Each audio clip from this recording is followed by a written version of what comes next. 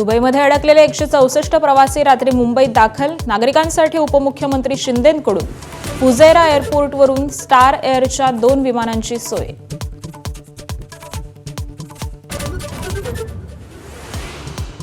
Israel-Iran युद्धाच्या पार्श्वभूमीवरती पेट्रोलचा साठा संपणार असल्याची उडाली अफवा.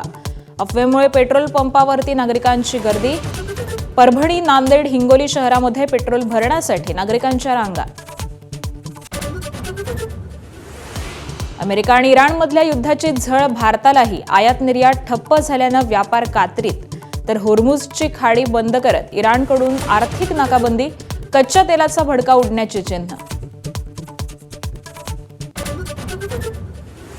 पंतप्रधान मोदींचा 8 देशांच्या नेत्यांशी फोनवरून संवाद. युद्धाच्या पार्श्वभूमीवरती भारतीयांच्या सुरक्षेबाबत चर्चा. तर युद्धाबाबत भारताचं मौन चिंताजनक. सोनिया गांधींकडून भारताच्या भूमिकेचा समाचार.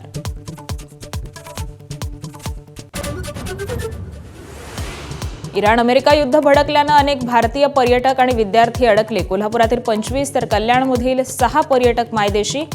गिरीश महाजन पुन्हा एकदा संकटमोचकाच्या भूमिकेत. एकनाथ शिंदेही मदतीसाठी सरसावले. अजित पवारांच्या अपघाताबाबतच्या प्राथमिक अहवालावरती छगन भुजबळांचं बोट. विमान झाडावरती आदळल्याच्या दाव्यावर शंका उपस्थित. तर बाळासाहेब ठाकरेंच्या अटकेसाठी दबाव टाकला नसल्याचं सांगत माजी ATS प्रमुखांच्या दाव्याचं खंडन.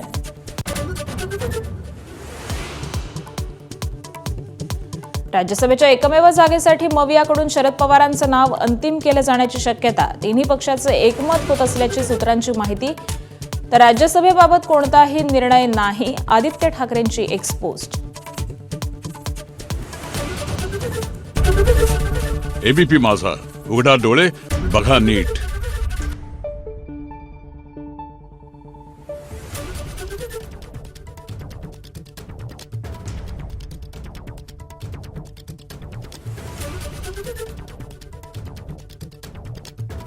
Thank you.